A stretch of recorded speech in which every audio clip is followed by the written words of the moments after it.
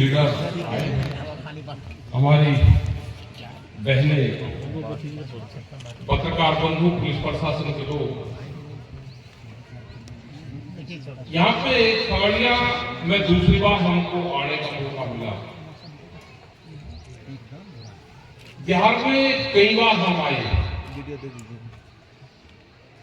लेकिन बिहार में क्या है कि आंदोलन की धरती रही है। आजादी के टाइम के आंदोलन हो या किसानों के बड़े आंदोलन बिहार से शुरू हुए। महात्मा गांधी जी भी जिस बिहार की धरती से आंदोलन को खड़ा किया, आज वहां के लोग आपके घर और जमीन पे कब्जा करने बिहार में आ रहा है। हम पूरे देश भर में जाते हैं और देखते हैं कि बिहार के लोग हमको, मुझे कश्मीर में श्रीनगर में हो या किसी भी मंडी में, हरियाणा और पंजाब की मंडी में भी जाएंगे तो वहां पे भी लोग मिलेंगे, बल्लेदारी का काम करते हुए मिलेंगे, मजदूरी का काम करते हुए मिलेंगे, खेतों में काम करते हुए मिलेंगे। कहावत ये थी कि बिहार की लेबर आ जाएगी तो हमारे खेतों में अच्छा काम करेंगे। हम जब उनको बताते हैं कि बिहार के मजदूर नहीं है, ये वहां का किसान है और हमारे से ज्यादा जमीन इनके पास में है, लेकिन क्योंकि सरकार ने इस तरह की हालात यहां पे पैदा करी, ये जमीन छीनने का काम किया जा रहा है। जो 3 काले कानून बनाए, वो किताब तो लिखने वाले यहाँ के मुख्यमंत्री थे ना, जिन्होंने आज से 15-20 साल पहले बुक लिख दी थी। भारत सरकार ने तो बाद में उसकी नकल ही तो की थी। जो यहाँ पे मंडी सेक्टर है, जो बाजार समिति जिसको हम कहते हैं, वो सबसे पहले बिहार में तो बंद की गई और वही भाषा 15 साल बाद में देश के प्रधानमंत्री जी बोल रहे कि हम अपनी फसल को कहीं पे भी बेच सकता है किसान। अब आड़तियों की जरूरत नहीं, फसलों को कहीं पे बेचो, देश के किसी भी कोने में ले जाकर। तो यही तो हाल है। ये बिहार में 800 रुपए से 1200 रुपए क्विंटल यहाँ का धान बिक रहा। जो यहाँ पे मंसूरी धान पैदा होता है उत्तर प्रदेश और बिहार के बॉर्डर पे, वो एक रामपुर डिस्ट्रिक्ट है मुरादाबाद में, वहां पे 11,000 फर्जी किसानों के नाम दर्ज हुए। एक फोन नंबर, एक सिम कार्ड लिया, उस किसान के नाम से एक OTP आया और किसान का रजिस्ट्रेशन हो गया और बिहार का पूरा धान उन मंडी में भी क्या हमने पूरा दस्तावेज वहां की सरकार को दिए। ऐसा नहीं है कि आपका धान कम रेट में बिकेगा तो सिर्फ व्यापारी खरीदता है।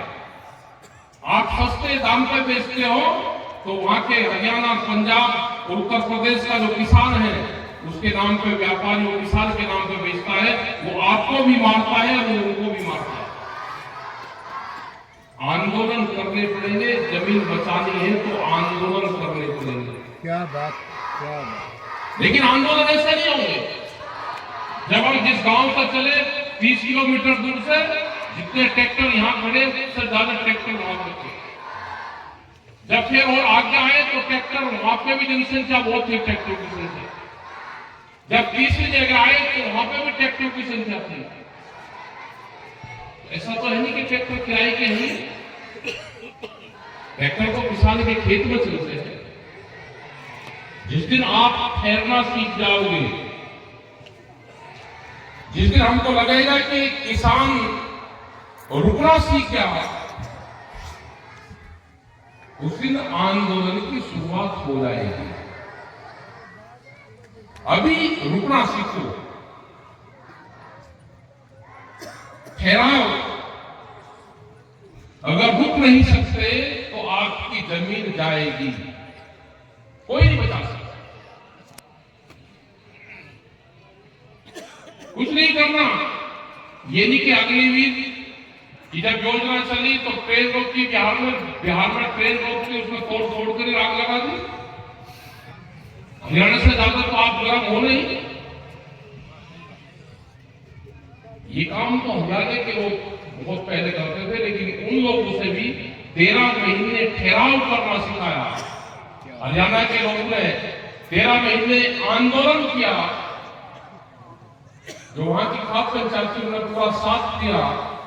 और हरियाणा की कहावत ये थी कि हरियाणा 2-3 घंटे 6 घंटे से ज्यादा टिकता ही नहीं, या तो आर पार करता है, जो भी करता है वो रुकता ही नहीं है।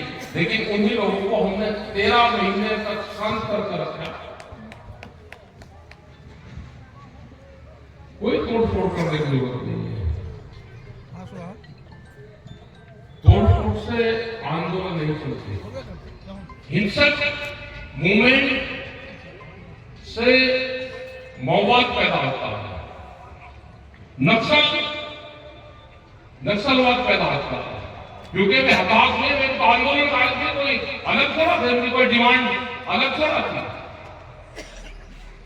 जैसे नेपाल में हो गया, यहाँ पे हो गया, वे अपनी भूमि की उसकी लड़ाइयां लड़ रहे थे, लेकिन वे हताश हुए। हताश होने के बाद में हिंसक हो गए तो उनको उठा दिया। ये तो किसान ही चलते। आप लोगों को एक गांव, एक ट्रैक्टर, 15 आदमी और 10 दिन, ये फॉर्मूला जब आप बना लोगे, एक गांव एक ट्रैक्टर, 15 आदमी और 10 दिन, 10 दिन के लिए रुकना तो सीख लो। जब चले जाओगे इसमें ऊपर काम धाम बांध के, खाली ट्रैक्टर तो आंदोलन का हिस्सा पड़ते हैं कि फॉर्मेलिटी पूरी करते हैं। जब ट्रैक्टर के पीछे ट्रॉली होगी,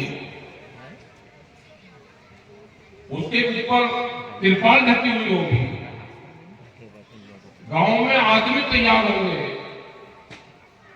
और उनको बता दोगे भाई 10 दिन के लिए चलना है, अपना राशन पानी गांव के लोग उसमें रखवार है वो चला जाएगा। जिसके बाद जाकर बैठ जाओगे तो आपकी बात सुनेगा। आपकी तो अभी आंदोलन की शुरुआत ही नहीं हुई, आपको ट्रेनिंग लेनी पड़ेगी। ऐसा नहीं कि ट्रैक्टर पटना नहीं जा सकते, जा सकते, 2 दिन में चले जाए, 3 दिन में चले जाए, रुकते हुए चले जाए। ये जमीन जो आपकी छीनी जा रही है, जिन जमीनों को हमने हमारे पूर्वजों ने तैयार किया, आज सरकार पूरे देश भर में इस तरह की जमीनें, हम वहां पे पट्टा बोलते हैं, ये पट्टे की जमीन भी,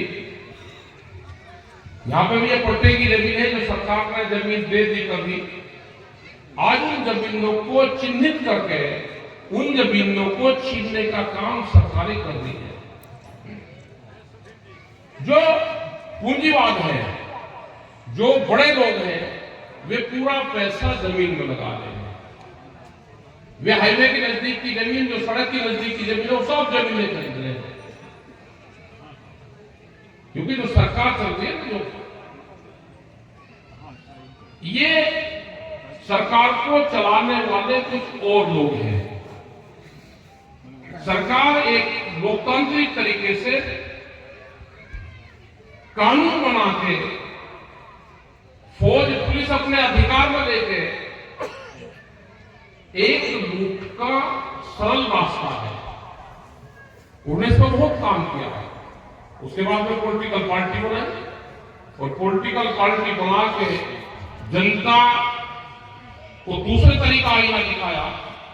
जनता तो वहां पर लगा दी, दूसरी जगह लगा दी, और कानून के माध्यम से जमीनों की लूट सबसे ज्यादा करने का काम इन्होंने किया। जब 2013 में नया भूमि अधिग्रहण एक्ट आया था, ये सारी पॉलिटिकल पार्टी, सारे विपक्ष, जो संगठन है, जो किसान के संगठन, सब लोगों ने एक नया भूमि अधिग्रहण कानून देश में बना, उसकी सिफारिशें की स्टैंडिंग कमेटी की जो चेयरमैन थी वो सुमित्रा महाजन थी, जो बीजेपी की बड़ी लीडर थी। सब लोगों ने सुझाव दिए और एक कमेटी बनी। जैसे ही इनकी सरकार आई, राष्ट्रपति जी के पास में तुरंत उसमें बदलाव की बीजेपी के लोगों ने बात करी। देश में 500 से ज्यादा संगठनों ने उसका विरोध किया। सिर्फ 2 संगठन थे जो उसके पक्ष में थे। किसान संघ, जो भारतीय किसान संघ है, वो बीजेपी का ही एक किसानों का संगठन बीजेपी वाले बताते हैं, और एक संगठन कोई और था, वो व्यापारी हुआ किसी का था।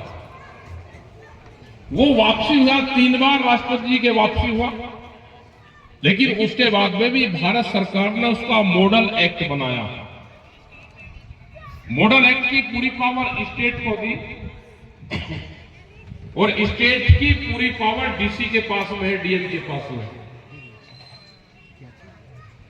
वे जमीन छीनने का बड़ा काम यहाँ के डीएम और यहाँ की सरकारें कर रही है। अब आप भी कहोगे लड़ाई किसके खिलाफ लड़ो? कोई यहाँ बीजेपी के तो लोग बैठे नहीं, 1-2 लोग होंगे, 10 लोग होंगे, 100 आदमी होंगे जो बीजेपी को वोट सकते होंगे। भाई 2 बड़ी पार्टी है, दोनों के आप भी समर्थक हो दोनों की, और वही दोनों सरकार में शामिल है। और अगर घर का ही आदमी बंटवारा ठीक ना करे, आपका ही परिवार के 4 भाई हैं, आपके पिताजी जो परिवार के बुजुर्ग लोग हैं, बंटवारा ठीक ना करें, तो क्या उसकी बात मान लोगे? लड़ाई तो करोगे ना।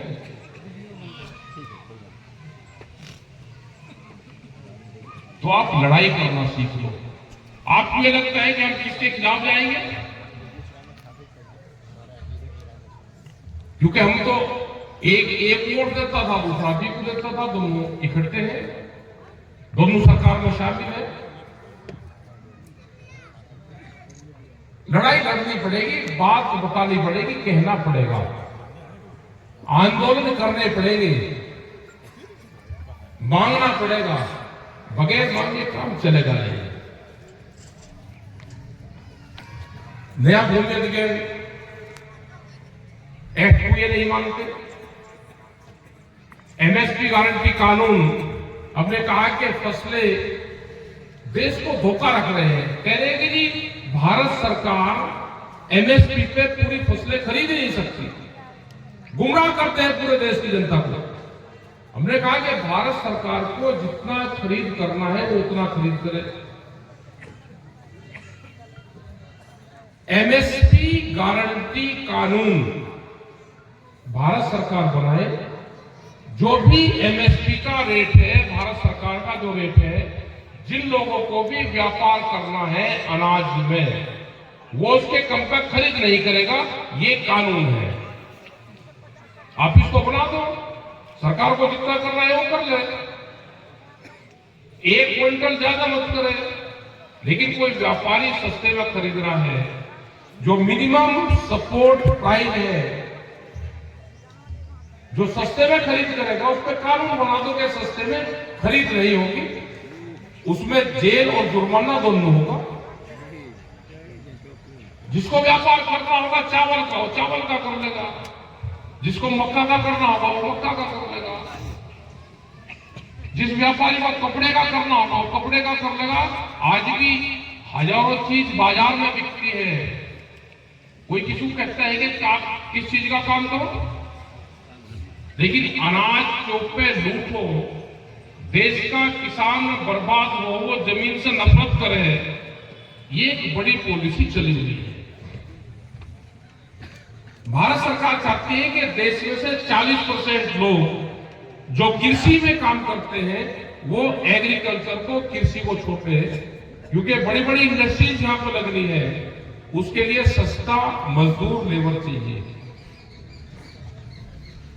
ये एक बड़ी कहानी है। आप लोगों को जमीन बचानी है, अपने फसलों के दाम चाहिए, तो आंदोलन करना पड़ेगा। आंदोलन करना सीखो। यहां पे विधायक जी, मंत्री जी बैठे हुए, जिन्होंने कुर्सियों को ठोकरें मारी, और आपके बीच में आंदोलन में शामिल हुए। अखिलाज जी हैं, दिनेश जी हैं, क्रांतिकारी हमारे टुंटू भाई हैं, हमारे फौजी साहब जो नोएडा से आए, बहुत लोग यहाँ पे आज इकट्ठा हुए। लेकिन आप अपनी कमेटियां बनाओ, 11, 21, 51 आदमी की कमेटी बनाओ। देश में संयुक्त मोर्चा बना हुआ है। आप किसी भी झंडा रखो, कोई बैनर रखो, आप सिर्फ गांव, गरीब, किसान, आदिवासी की बात करते हो, संयुक्त मोर्चे में शामिल हो। हमको किसी से कोई एतराज नहीं है कि किसका झंडा क्या है, किसका बैनर क्या है, इसका नाम क्या है, किसी का कोई एतराज नहीं है। उसकी विचारधारा गांव, गरीब, आदिवासी की होनी चाहिए। आपसे तो बढ़िया आदिवासी आंदोलन लड़ते हैं। क्या बात है। आप जाओ, आंदोलन अगर सीखना है तो आदिवासियों से सीखो आंदोलन को। झारखंड में नेतरहाट और गए बहुत जगह, महाराष्ट्र में गए, मध्य प्रदेश गए, राजस्थान गए। तो अगर आज देश में आंदोलन कही है तो आदिवासियों से आंदोलन हमको सीखना चाहिए। सबसे ज्यादा पर्यावरण की रक्षा भी करते हैं। वो कोई देवी देवताओं को नहीं पूजते, वे करते हैं हरिदेव की पूजा।